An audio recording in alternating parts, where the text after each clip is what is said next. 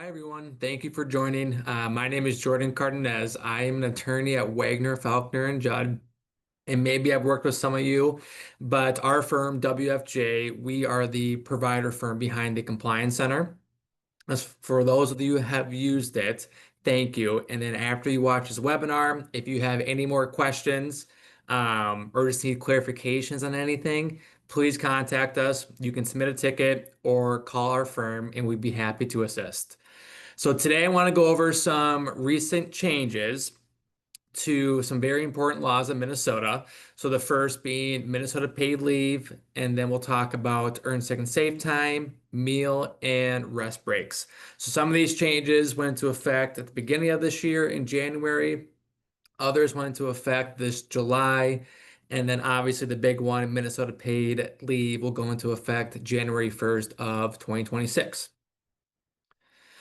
So to start, the quick agenda for today, we'll go through the pay transparency law that was passed this year or went into effect this year, and we'll discuss the changes to rest breaks and meal breaks, some minor changes to earn sick and safe time, and then we'll go through Minnesota paid leave and kind of do a comprehensive deep dive into what it is, who's eligible, what are the state's requirements, what are employees' requirements, and then what are the employers' requirements.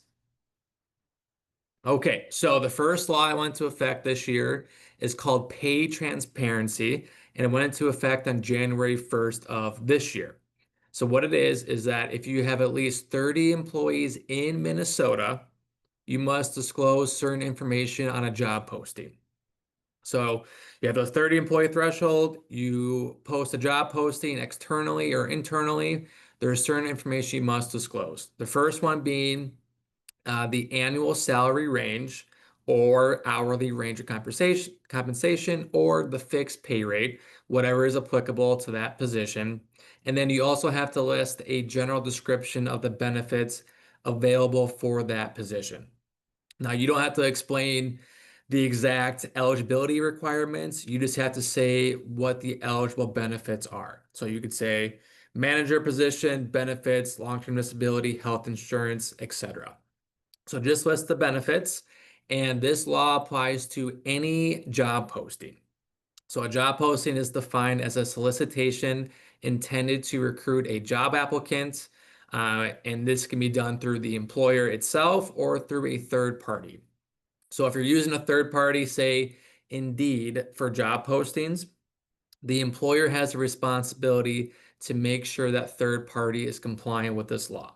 So a third party does a job posting, make sure that job posting has that hourly or salary range or fixed rates, and then a description or a listing of the benefits for that position. Next one is rest and meal breaks. So this law was passed this summer and it goes into effect on January 1st, 2026. So for rest breaks, this is now changed. Under the former law, employers had to provide adequate time from work, whatever that means, after 4 hours of work, but now they changed it to give like an exact increment amount.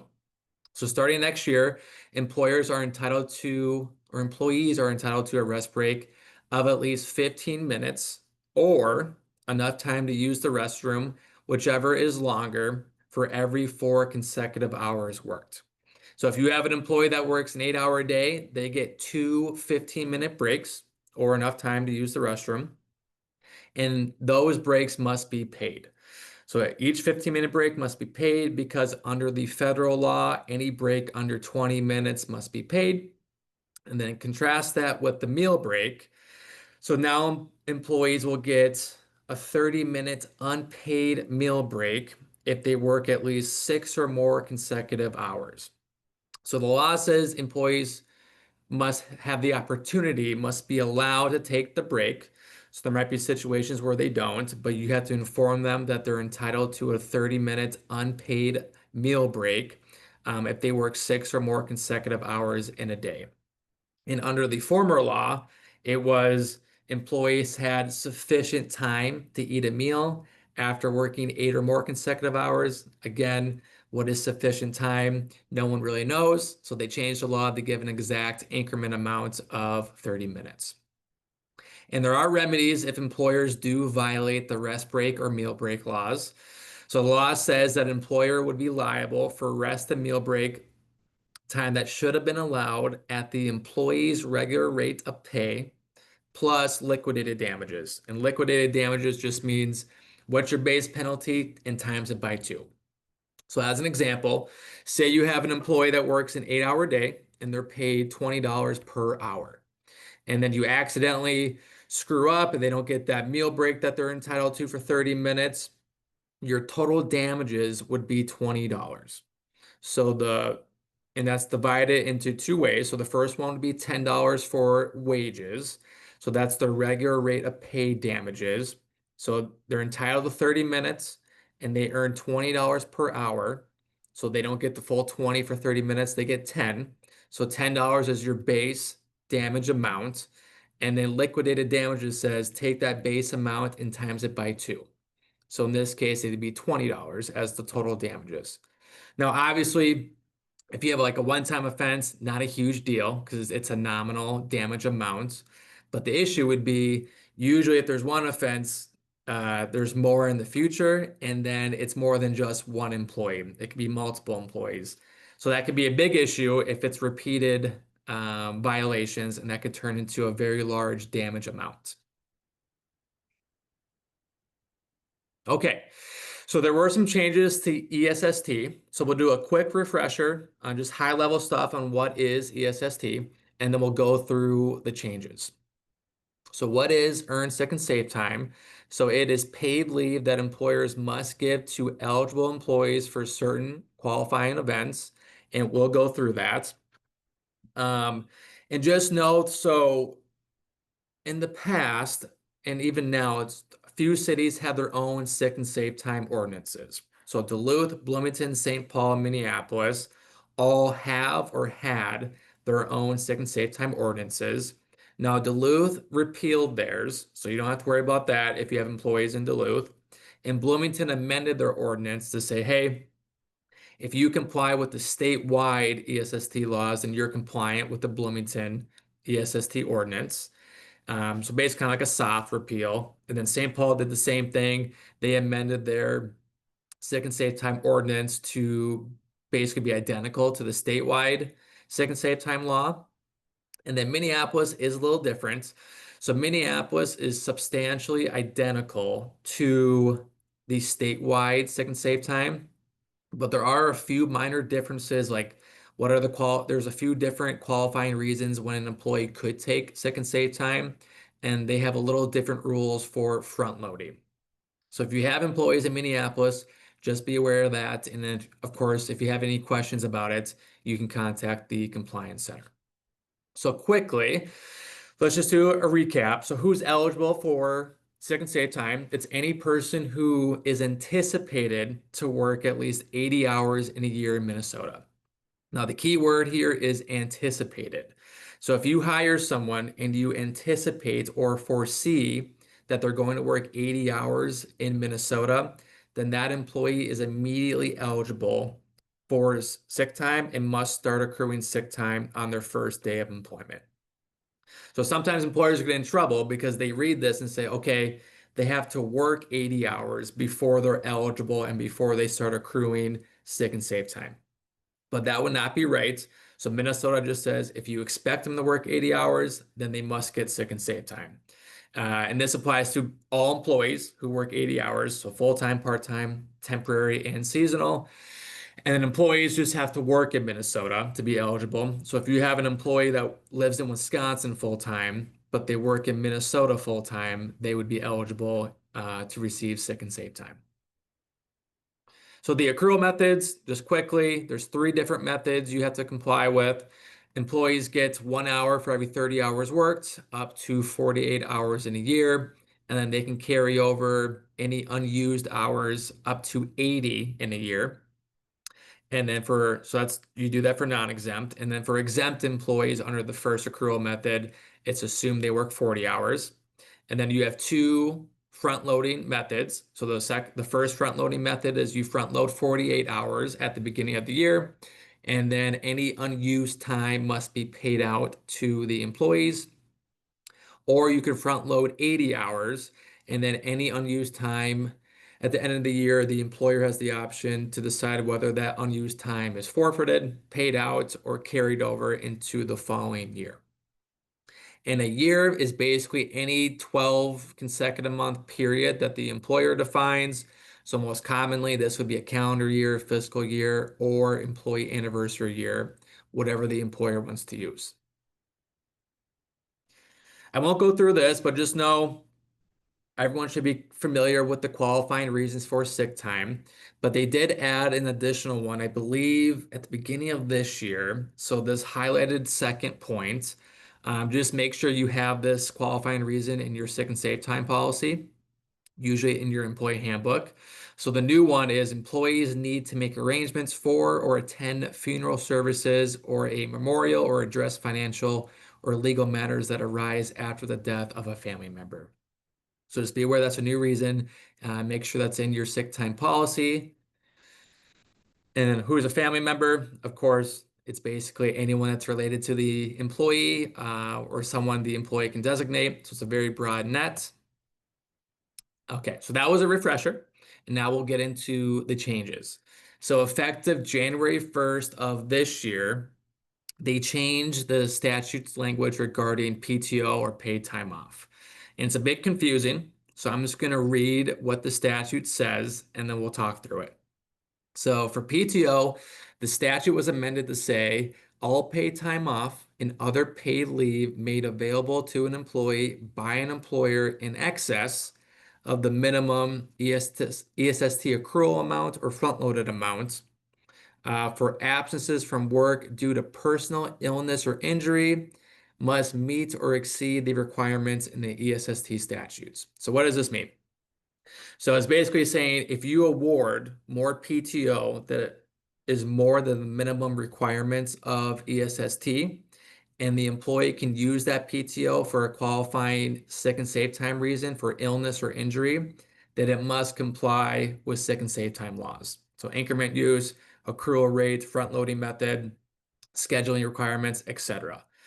So as an example, if you front load 100 hours of PTO, in the past, people would treat hours 0 to 80 must comply with sick and safe time. But then hours 81 to 100, some people took the position that did not have to comply with sick and safe time because it was more generous. And therefore, they could do different employer policies for it. So they could do their own increment amount, they could do their own scheduling requirements. But the state said no. They changed the statute saying if hours 81 to 100 can be used for a qualifying sick or safe time reason for illness or injury, then it must comply with sick and safe time, regardless that it's more generous. But it got a little more complicated because the statute's language says personal illness or injury, but then the Minnesota Department of Labor took a much broader interpretation of the statute. And they basically said, hey, if PTO can be used for any qualifying sick or safe time reason, so safety leave, a COVID reason, a business closure, then it must comply with sick and safe time laws. So it's a much more expansive interpretation, even though the statute only says personal illness or injury. But the state is saying if any paid time off policy can be used for a qualifying sick or safe time reason, it must comply with PTO. So what does this mean in practice? So what I advise clients is you have two options. The first option is you implement a PTO policy. So a PTO would combine vacation time and combine earned sick and safe time into one bucket. And then that entire policy must comply with earned sick and safe time because of this new statutory language. Or what you could do, you could have two buckets of paid leave. You could have vacation time and then you could have earned sick and safe time. And with earned sick and safe time, obviously that must comply with the sick time laws.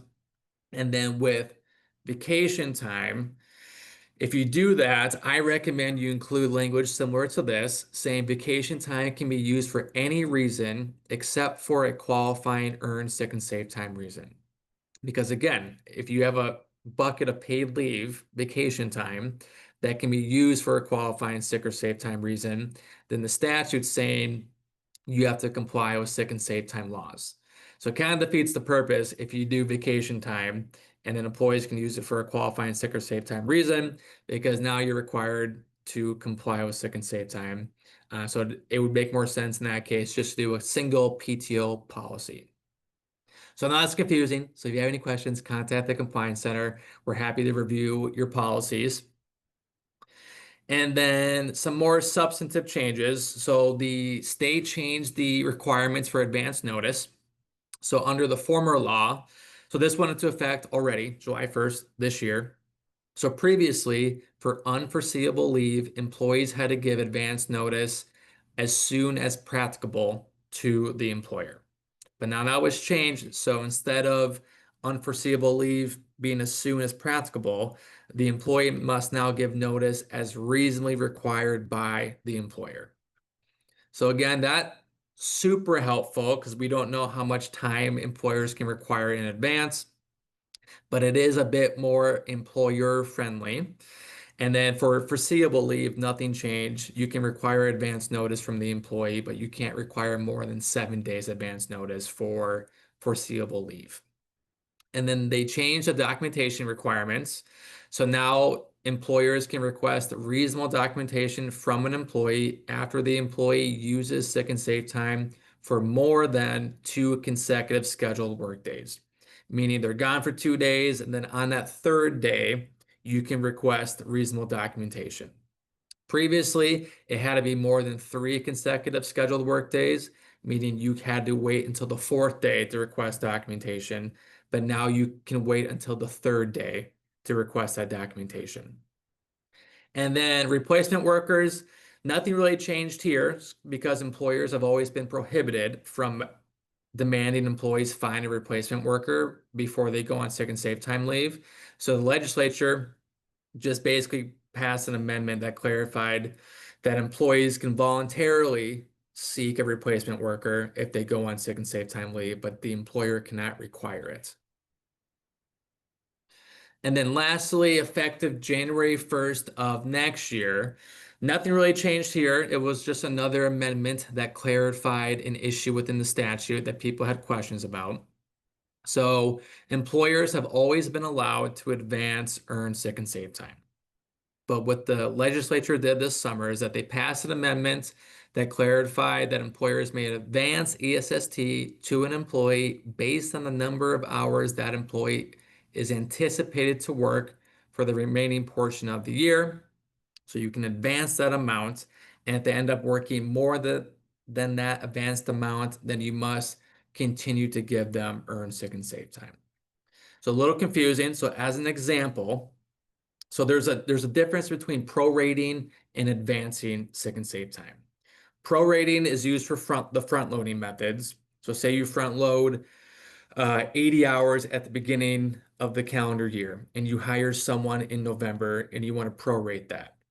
The law says that it's a hard line in the sand that you cannot prorate. So if you front load it and you hire someone in November, you would have to give them the full amount. There's ways around that. So what you could do instead is advance the ESST amount. So you provide the employee ESST before they earn it. So as an example, and this would apply to if you use the first accrual method, so 1 hour for every 30 hours worked, because you can't advance the front-loaded amount. You can only advance the 1 hour for every 30 hours worked. So example, John starts work on June 1st, and the employer expects John to work 900 hours for the remainder of the year. So then they advance him 30 hours of ESST. So 1 hour for every 30 hours worked. That's equivalent to 30 hours, 900 hours in a year. So they advance that amount, but you still have to keep track of the hours they work, because in this case, John actually worked 930 hours in the year, not just 900. So then the company would be required to give him an additional hour of sick and safe time. Okay, so now we get into the big one, Minnesota paid leave. So what is it? So it was actually passed in 2023. And what it is, it's a state mandated family medical leave insurance program that's going to be funded through contributions by both the employer and the employee. So the employee's contributions will come through paycheck deductions, and then the employer will pay out of pocket based on a premium rate of 0.88%. And we'll talk about that later. But here, the employee will apply for benefits to the state of Minnesota, and then the state of Minnesota will determine whether the employee is eligible and then pay the employee directly. So it's different than sick and safe time. So sick and safe time, or if you're covered by the federal FMLA, employers decide if the employee is eligible for leave, how long they're gone for, and then how much they're paid for sick and safe time. But here, under Minnesota paid leave, it's going to be decided by the state of Minnesota. So it starts on January 1st, 2026, so not far away. And so on January 1st, and you can start making deductions from employees' paychecks to pay the premium amount. And then employees can apply for benefits or for leave starting January 1st and then start receiving benefits if the state approves their leave application. So first we'll go over what employers are covered and then which employees are covered and kind of what are the eligibility requirements for employees. So for employers, basically every single employer is covered by this law. So all private and public employers are covered, and the only exception is the federal government. And then same thing, covered employees. It's basically every employee that you have, full-time, part-time, temporary, and most seasonal.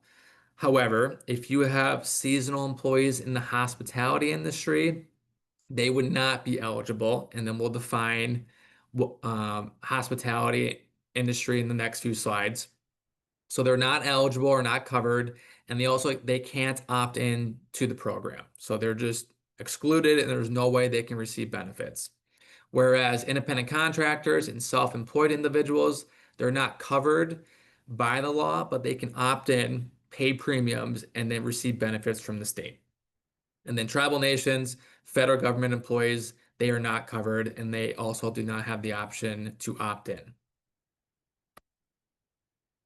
Okay, so then the states will look at two requirements to determine whether an employee is eligible for paid leave. And as you'll see, it's a very low bar.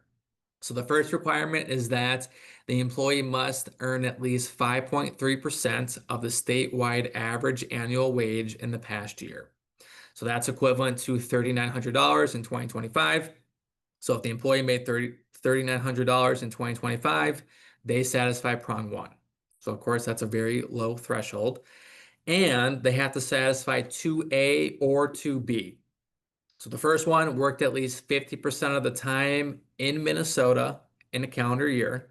So that will apply to a vast majority of employees. So most employees will be eligible. Or if they don't satisfy 2A, then we look to 2B. And this one's a bit more complicated. So they would be eligible if the employee does not work at least 50% of their time in Minnesota. They don't work at least 50% of their time in any other states, but they perform some work in Minnesota. The statute literally says some and doesn't clarify how much. So, I mean, if they work 1 hour, 1 minute, that probably satisfies the some requirements. And they live in Minnesota for at least 50% of the calendar year. So if they satisfy all those elements in 2B, they would be eligible. And kind of an important distinction. So 2A is working time in Minnesota. And then 2B, that last prong, it lives in Minnesota for at least 50% of the calendar year. So just be aware of that. And I have 4 examples, and I was not fancy enough to hide the answers, so bear with me. And in each of these examples, let's assume the employee earned $3,900, so they satisfy the first prong, and we're just looking at 2A and 2B requirements. So for the first one, the employer does not have a physical office in Minnesota and only has 1 employee in Minnesota who works remotely for at least 50% of their time in Minnesota. Is this employee eligible? Answer would be yes. Even though the employer has no physical presence in Minnesota, because that employee works at least 50% of their time in Minnesota, they're eligible. So same thing if you have Employer is only located in California. Their one office is in California, but they hire a remote employee in Minnesota that works full time. That employee is going to be eligible. Second example, assume the employee lives on the Wisconsin-Minnesota border, and that employee works 75% of their time in Wisconsin, works 25% in Minnesota, and lives full-time in Wisconsin. Is the employee eligible? The answer is no, because they work more than 50% of their time in a state other than Minnesota. In this case, it would be Wisconsin, so they're not eligible. And then example three, same facts, but instead of living in Wisconsin full time, they're now living in Minnesota full time. So works 75% in Wisconsin, work 25% in Minnesota, and lives full time in Minnesota. Is the employee eligible? No, because again, they're working more than 50% of their time in a state other than Minnesota, which would be Wisconsin in this case. Last example, employee lives on the Wisconsin-Minnesota border. They work 40% of their time in Wisconsin. They work 40% in Minnesota, work 20% in Iowa, and then lives full-time in Minnesota. Is the employee eligible? And the answer would be yes, because they live full-time in Minnesota. So they don't work more than 50% of their time in any other states. So it's 40% Wisconsin, Minnesota, 20% Iowa, but they perform some work in Minnesota, and then they live full time in Minnesota. So that would satisfy 2B. So they don't work more than 50% of their time in any state. They perform some work in Minnesota, in this case, 40% of their time, and they live at least 50% of their time in Minnesota. And in that example, it was full time. So that employee was satisfied 2B. Okay, seasonal employees. So again, seasonal employees in hospitality are not eligible for Minnesota paid leave benefits and are not covered by the law. So the employee has to satisfy three requirements in order to not to be covered. So the first one is that the employee cannot be employed or must be employed for 150 days or less during any consecutive 52-week period in the hospitality industry. And towards the right is the examples of what constitutes hospitality. Basically, it's any food and beverage or lodging facility or job. It would constitute hospitality. And then lastly, it has to be employed by an employer whose average receipts during any 6 months in the preceding calendar year cannot be more than 33% of its average receipts of the other 6 months in the year. So basically saying if you make from January until June, if you make 60% of your revenue and the remainder of the year you make 40%, you would not satisfy that third prong because obviously 50% is more than 33, so it has to be less than 33% in any 6 month period. Okay, so if you have seasonal employees, you have two reporting requirements. You have to report it to the state, and then you have to notify the seasonal employees themselves. So for the first thing, you must file a report to deed if you intend to classify employees as seasonal employees.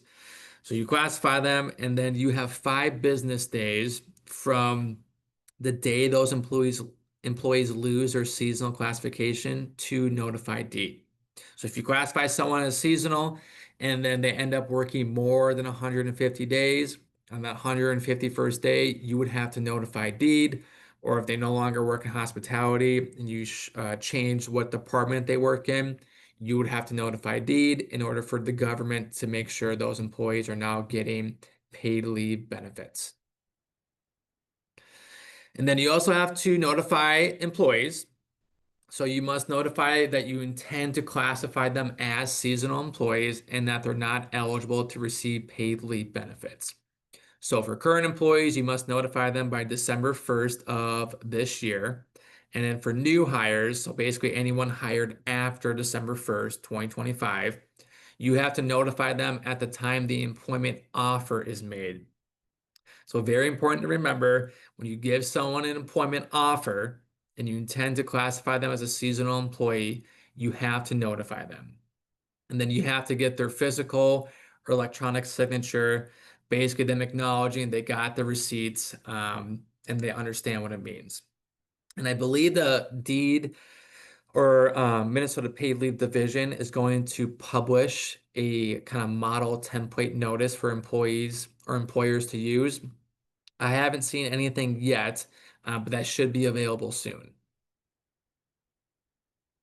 Okay, so we covered what employers have to be covered, what employees are covered, and who's eligible. And now, what are the qualifying reasons for employees to use paid leave? So employees can get 12 weeks for medical leave. So that would be the employee's own serious health condition. And those of you that are covered by the federal FMLA, I believe the state statute defining serious health condition is verbatim identical to how the federal statute defines it. So 12 weeks for medical leave, and then you get 12 weeks for family leave.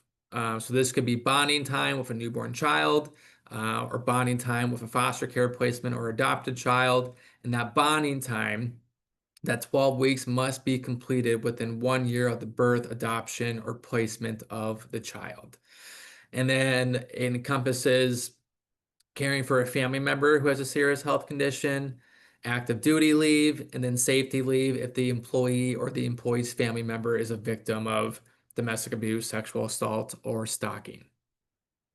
But then you can combine it into 20 weeks in a year. So you can get 12 weeks of medical leave, and then you can get 8 weeks of family leave, or vice versa.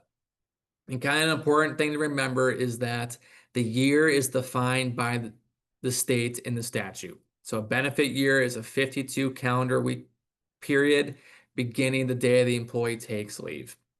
So whereas sick and safe time, the employer has the ability to define the year, and then under the federal FMLA, the employer has the ability to define the year.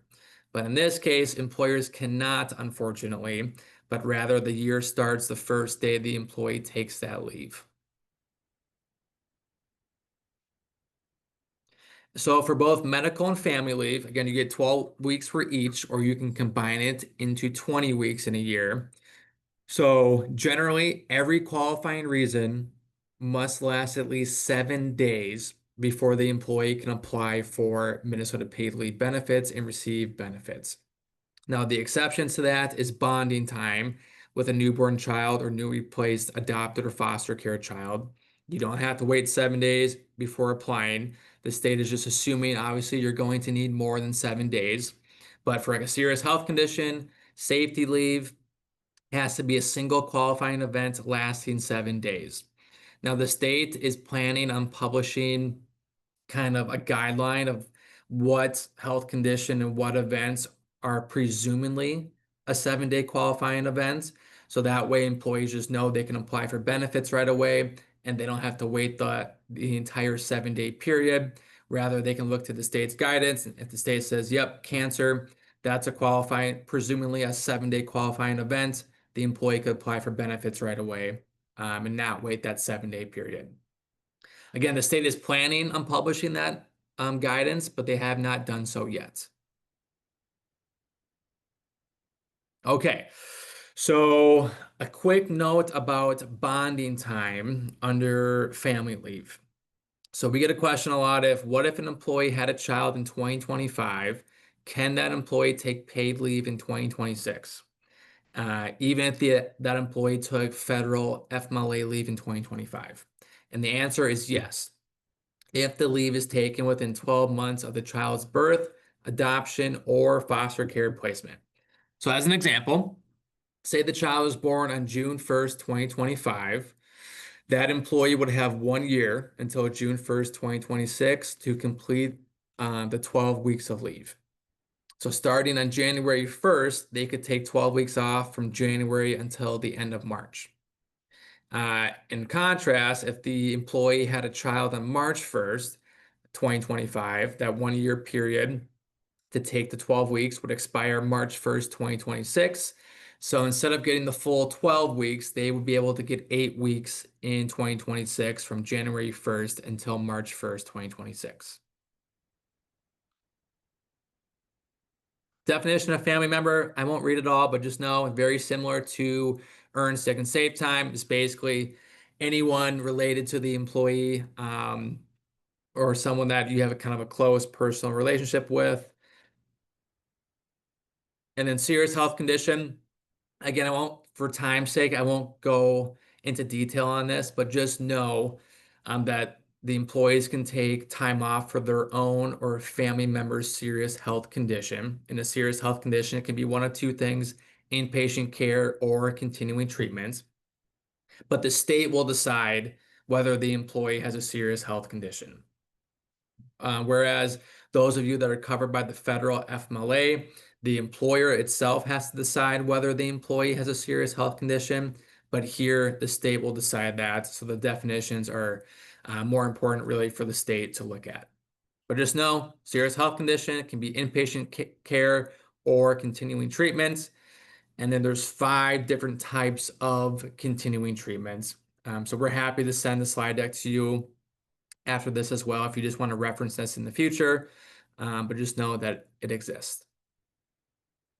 Okay, so intermittent leave. So employees can take paid leave for any qualifying reason intermittently.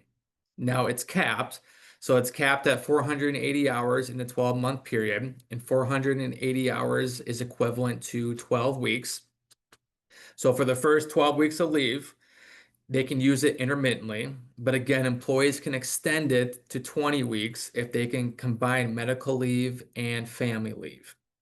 Now, if weeks 13 to 20 intermittent leave can be decided by the employer's policy. So the employer can decide whether it has to be used intermittently or continuously from weeks 13 to 20. And then for all weeks, the employer can decide the increment used for intermittent leave. So the range could be up to 1 minute, from 1 minute to 1 day could be the range of intermittent leave that the employer establishes in their policy.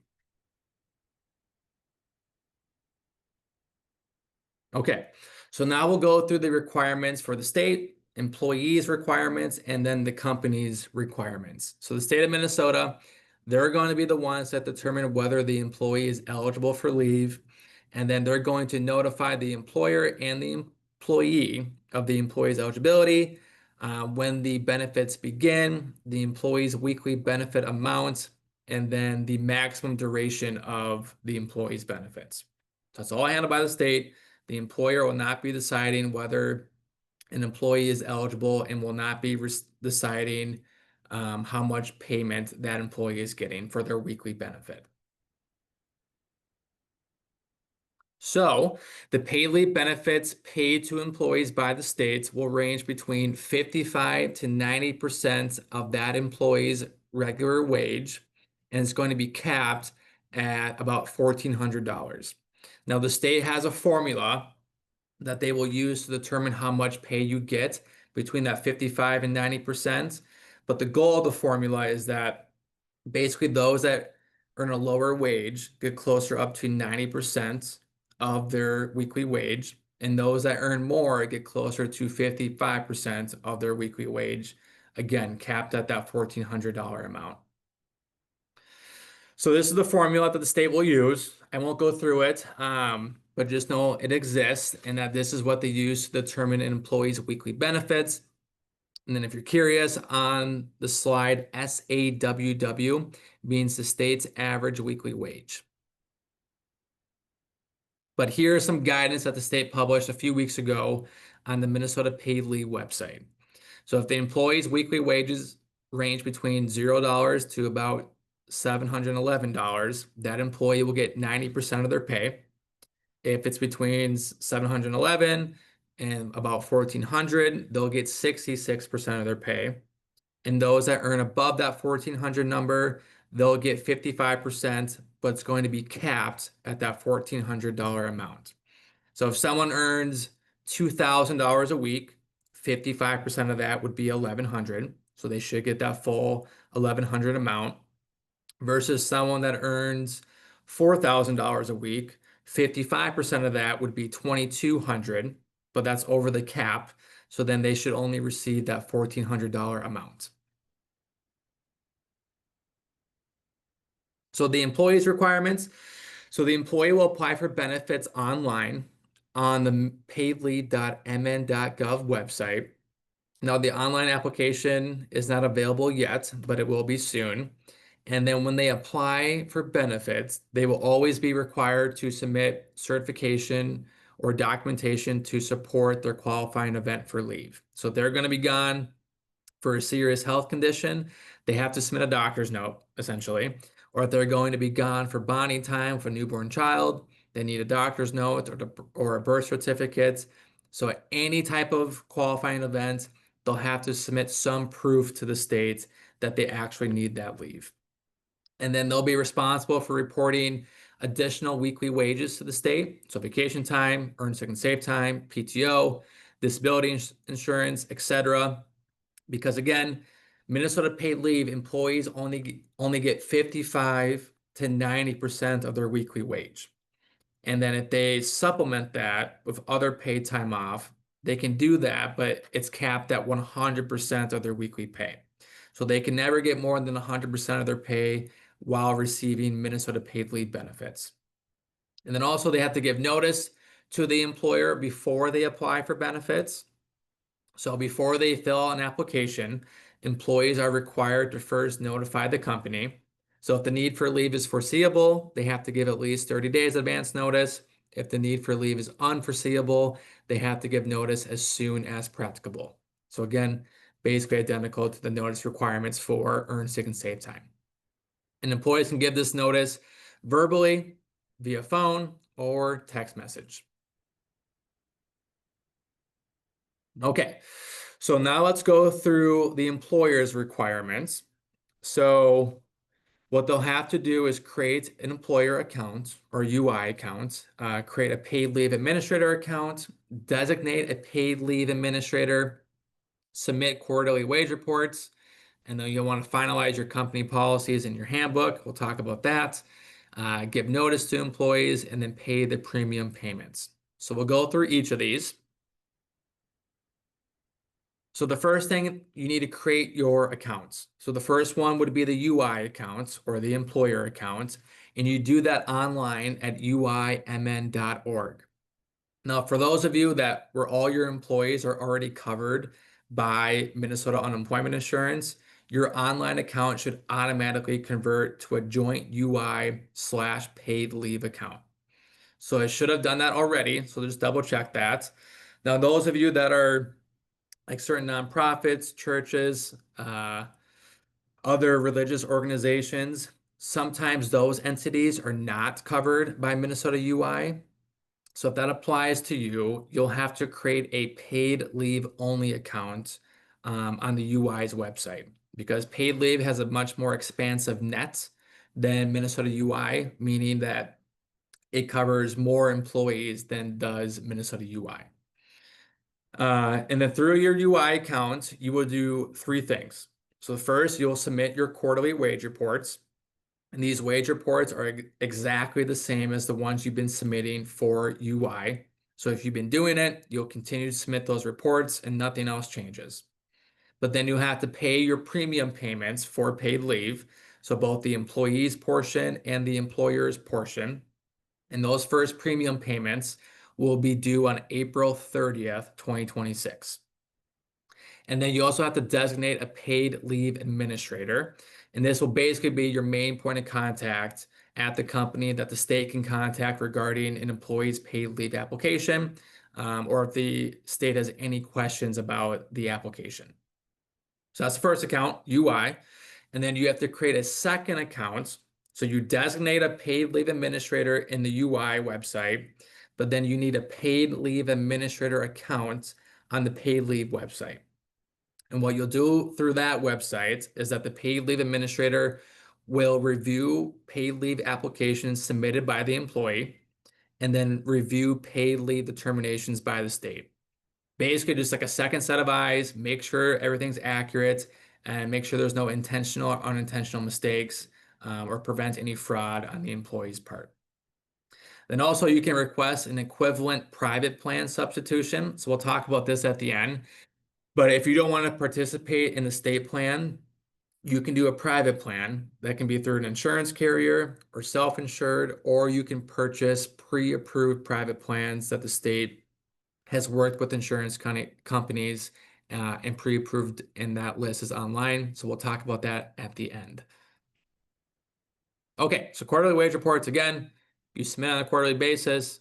If you're already subject to Minnesota UI, it should automatically convert to a joint UI/paid leave account. And what is the purpose of it? So it's used to determine the premiums to be paid by employers and employees. So again, that premium is due April 30th of next year. And the premiums will be based on the wage reports submitted between January 1, 2026 until March 31, 2026. And then the states will use those wage reports to determine if the employee is eligible for paid leave, and then determine their weekly benefit payments under paid leave. So here are the quarterly due dates. So just make sure you're aware of that. So the reports must be received on or before those due dates. And as you'll see, so the first premium is through April 30th. So from April 30th and beyond, your premium payments and your quarterly wage reports will be due on the same day. Okay, so premiums. So again, the premium will be both an employee's premium and the employer's premium. And the premium rate in 2026 will be 0.88%. And the default rule is that it must be split 50-50 between employers and employees, meaning the employer has to pay at least 0.44% and the employee has to pay 0.44% of that 0.88. Now be aware, if you're applying that 0.44% to an employee's paycheck, that premium, that deduction, cannot put the employee below minimum wage. So if it does, then you'll have to increase your premium to make sure it does not put the employee below minimum wage. So you might have to increase it to 0.46, 0.50, what have you, to make sure that employee is not going below the applicable minimum wage amount. And the premium payment, the contribution payment is capped at about $176,000. So for small employers will have the ability to pay a reduced premium rate, and the state will decide whether you're eligible for the small employer premium based on your wage reports submitted. So to be a small employer, you have to have 30 or fewer employees in Minnesota. And then the average wage of all employees is 150% or less than the statewide average, which is about $107,000 in 2025.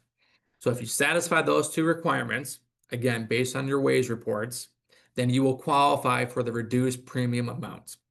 So instead of paying a 0.88% premium, you'll have to pay a 0.66. And of that 0.66, you will have to pay only 0.22%. So essentially, it will drop 0.22 points. So instead of paying 0.44, you'll pay 0.22, but the employee's portion remains the same at 0.44. So the small employer premium rate only reduces the employer's premium and does not reduce the employee's premium. Some other requirements to be aware of. So employees that work for the company for at least 90 calendar days, they will be entitled to job protective leave once they go on Minnesota paid leave. In other words, they work for the company for 90 days, they go on leave, they are entitled to be restored to their former position or to an equivalent position with equivalent pay and benefits. And then when they go on leave, you have to maintain their health insurance coverage, but the employee is still responsible for paying their premium rates. And of course, you can't retaliate against employees who use or attempt to use their paid leave rights, meaning you can't fire someone because they go on paid leave, and you can't do any other adverse employment action, like reduce their pay or demote them. Okay, so supplemental benefits, this is something you'll want to be aware of, and you'll have to update your policies in your employee handbook. So again, Minnesota paid leave, employees get 55 to 90% of their weekly wage. But employers can offer a supplemental benefit to allow employees to receive 100% of their weekly pay, not just 55 to 90%. So supplemental benefits can be paid vacation time, ESST, PTO, disability insurance, or any other form of paid leave. And what you can do as the employer, you have the option on whether you want to offer supplemental benefits, again, determined by your policy. So if you offer it, you're basically telling the employee, hey, if you go on Minnesota paid leave, we're offering you these supplemental benefits that you can use to supplement your paid leave payment to get 100% of your weekly pay. Again, so you can offer it, but then the employee has the ability to deny it. So they could say, nope, I don't want to take PTO vacation time or other paid time off while I'm on Minnesota paid leave. I'll just get a partial wage from the state, and then I will save that other time off from when I come back. So unfortunately, you can't force employees to use paid leave concurrently with Minnesota paid leave. You can only offer it as a supplemental benefit, and then the employee has the choice whether to accept it or deny it. And then another important point, when you offer a supplemental benefit, the employer has to make sure the employee is not receiving more than 100% of their usual weekly pay. And that's the importance of the paid leave administrator, because the paid leave administrator will see how much payment the employees are receiving from the state. So then if they do offer a supplemental payment benefits, they'll know how much they need to compensate the employee to top them off to get them to that 100% weekly pay amount. Okay, so supplemental benefits, paid leave, but then let's contrast that with other unpaid leave. So under the Federal Family and Medical Leave Act, 12 weeks of unpaid leave, employers can require that Minnesota paid leave and federal FMLA run concurrently. But you have to make sure that the reason for leave is a qualifying event under both Minnesota paid leave and federal FMLA. Because there's going to be instances where someone is eligible for paid leave but not FMLA. So if it's safety leave, for example, that would be an eligible reason for Minnesota paid leave, but not an eligible reason for federal FMLA. Same thing, Minnesota Parental and Pregnancy Leave Act. So the 12 weeks of unpaid leave relating to the birth of a child or pregnancy health issues, that can run concurrently with Minnesota paid leave as long as the reason for leave is a qualifying event under both statutes. And then Minnesota Earned Sick and Safe Time, what we mentioned on the previous slide, you cannot require employees to use it concurrently. Rather, you can only offer it as a supplemental benefit, and then the employee has the option whether to accept or deny not use the supplemental benefit while they're using Minnesota paid leave. Okay, so employers have notice requirements to employees. So if you have seasonal employees, like we discussed, you have certain notice requirements to the state and to employees. And then if you decide to have an equivalent private plan, there's separate notice requirements that you have to comply with. But then these two notices on the screen applies to every single employer. And you have to satisfy these notice requirements by December 1st of this year.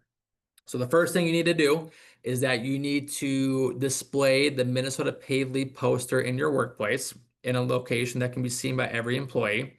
And the state has published a model poster that you can find online, or we can send it to you through the Compliance Center, and you can post that in the workplace. Secondly, you have to give a written notice to employees of their rights under Minnesota paid leave. And the state just published the model or template notice that employers can use and send to employees. So that's available online now. Or again, we could send it to you through the Compliance Center. So for the poster, you have to display in a location that every employee can see. It must be in English. And then if you have at least 5 employees or independent contractors, that speak a language other than English, then you have to post a poster in that language in the workplace. Now, the caveat to that is the state's only publishing basically 6 languages that the poster will be in. So if it falls outside of those 6 published languages, then you don't have to. But say you have someone, at least 5 Spanish-speaking employees, then you'll have to post the poster in Spanish. And the state will post it, will post a poster in the Spanish version. So then the second notice, the written notice to employees by on December 1st, 2025. And then for new hires, so anyone hired after December 1st, 2025, you have to give them this notice within 30 days of their hire date. But best practice would be just give it to them in the employee handbook or as part of their onboarding material. And with this written notice, again, the state just published this, so you can find this online, fill it out, and then give it to employees. Employees have to sign either physically or electronically acknowledging that they received the notice. And in the template notice that the state published, there is a signature block for employees to sign. And the information on the slide, that's the information that must be included in the notice. But you don't really have to worry about that now because the state already published their notice. Okay, let's quickly talk about taxes and private plans, and then we can wrap up. So paid leave benefits, they are considered taxable income under both Minnesota and federal law. It is a bit complicated. So the IRS issued kind of guidance on January 15th of this year, and it's called the Revenue Ruling 2025-4. And it basically goes over how states should treat family and medical leave insurance program payments as taxes under federal law. So it is a bit complicated, but we'll do some high-level overview of it. So when employees apply for paid leave, they have the option to withhold state and federal taxes from their weekly benefit. Now, if they elect the withholding, Minnesota paid leave will withhold 5% for state taxes and then 10% for federal taxes. And then employees' premium amounts, so the payroll deductions for paid leave must be included on their W-2, and it's not a deduction, so it doesn't reduce the employee's taxable wages. Now, for the employer, if the employer pays more than the minimum premium amount of 0.44%, it is deemed additional compensation to the employee and must be included in the employee's federal gross income as wages. But there are permissible deductions for employers. So employers can deduct the employer's premium contributions as an excise tax under Section 164 of the IRS code. And then additionally, if the employer pays more than the minimum required share of the premium, so more than 0.44%, then they can also deduct that amount as an ordinary and necessary business expense under Section 162 of the tax code. So again, complicated, so probably best if you talk to your CPA about how this works in practice. And then lastly, family benefits and the medical benefits. So the family benefit payments, the medical benefit payments to employees are treated differently for taxes. So family benefits, they're not considered wages and therefore not subject to employment taxes. And what the state will do instead is that they'll report the benefit amount to the IRS and then they'll issue a 1099 to the employee. Now, medical benefits, half are taxed and half are not. So half of the benefit, the employer's premium amounts will be treated as wages, and then they're taxable. And with that, with the employer's portion, the state will provide information to employers about these payments, and they'll do it frequently, so employers know how much they have to pay for Medicare and Social Security taxes. And then the other half of the medical benefit, so the employee's premium, is excluded from the employee's federal gross income and is not taxable. Okay, and just know there are remedies available to employees if you do violate the law, so they can file a suit, and then employers can be fined between $1,000 to $10,000 per violation. Okay, let's wrap up about private plans. So again, you can participate in the state program, but if you don't want to do that, you have three different options available. You could get a pre or submit a plan application through an insurance carrier, a private plan, or you could be self-insured and you would have to submit that self-insured policy to the state for approval, or you can buy a pre-approved private plan that's already been pre-approved by the state. And that list of pre-approved market plans is available online.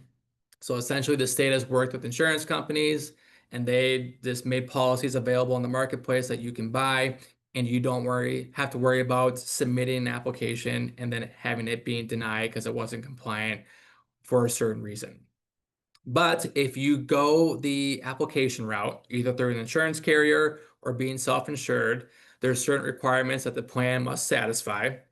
So to start, the plan must provide equal or better benefits than the state plan. So for example, the state plan provides 12 weeks of medical leave. So then your private plan would have to offer at least 12 weeks of medical leave. It could offer more, but it couldn't be less than 12 weeks. And then the private plan cannot cost employees more than what they would have paid under the state plan. And then the private plan basically has to cover all your employees. And then once your private plan is approved, you're locked in for 1 year. So once it's approved, you have to do it for the whole year and you cannot opt out and then try to go into the state plan. But once that year expires, then you can go into the state plan if you want. And under the private plan, you can offer family leave or medical leave or both, whatever you decide. And kind of a big kicker to it and something to be aware of. So if you have a private plan, and you have an employee that's fired or resigned and is no longer with you, you have to provide that employee benefits for up to 26 weeks post termination or until that employee finds a new job, basically whatever is sooner. So if you have an employee, you have a private plan, you fire an employee, and then 20 weeks later, they apply for benefits through your insurance company, you would have to give them benefits as long as they have not been hired by a new company. And then when you have a private plan, you're not required to submit premiums to the state of Minnesota because obviously those premiums will now go to the insurance carrier or to the company for being self-insured. But you still have to submit your quarterly wage reports to the state. And then let's talk about, so if you want the plan to go into effect by January 1st, 2025, the state is saying you should submit your plan by November 10th of this year. But say you missed that deadline or you're in the state plan and it's not going well, you want to change things, you can always apply for a private plan whenever you want in the year. So you can request at any time and the state will review and approve them on a rolling basis. And what they'll do is if you submit it in the second quarter of the year and it's approved, then it will go into effect in the third year and so on. So you can submit it whenever you want, and usually the quarter it's approved in, it will then go into effect into the following quarter.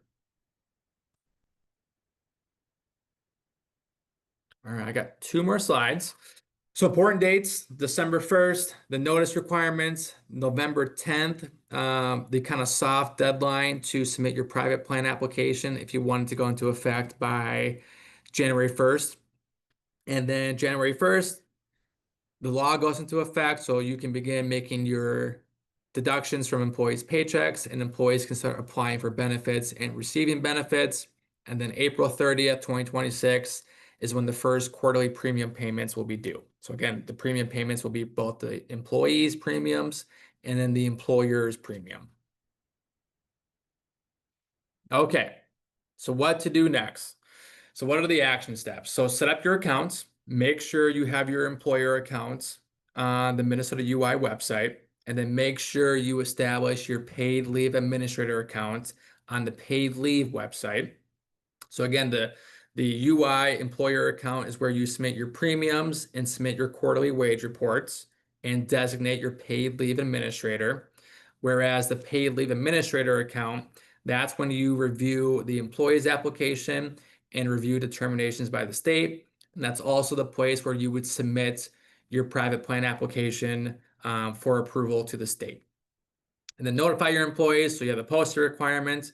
You have the written notice requirements. Again, the state has published model posters and notices that you can find online and give to employees. And then just be aware that you have notice requirements for seasonal employees. And if you have an approved private plan, you want to decide how you want to split your premium payments. So default rule, 0.88% has to be 50-50. So most employers will do 0.44, and then the employees will pay 0.44.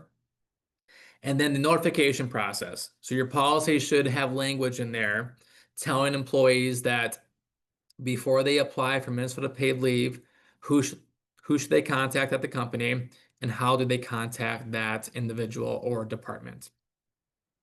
And then you'll want to decide whether to offer supplemental benefits. So this should be in your employee handbook. So you want to decide whether vacation time, PTO, earned sick and safe time, or any other paid leave you have. You'll want to put language in your policy saying whether the company will be offering that as supplemental benefits. And then if you're subject to the federal FMLA, you'll want language in there saying federal FMLA and Minnesota paid leave will run concurrently. And then same thing with the Minnesota Pregnancy and Parental Leave Act. You want language saying those are run concurrently. And then lastly, you'll want to create your intermittent leave policy for Minnesota paid leave. So again, employees can use intermittent leave for any qualifying reason for their first 12 weeks of leave. Now, your policy can say the increment amount that they can use for intermittent leave. And that range is 1 minute up to 1 day, whatever the company decides. And then secondly, you'll have to decide whether employees can use paid leave intermittently from weeks 13 to 20. So you can say, yep, you can use it intermittently from weeks 13 to 20, or you can say, nope, you have to use it continuously or meet somewhere in the middle. So that's all I have. So I know that's a ton of information. So please contact us if you have any questions about paid leave, sick and safe time, rest and meal breaks, or any other HR employment law question. We're here to help. We know this is a lot. So please contact us if there's any way we can help you. And thank you for attending.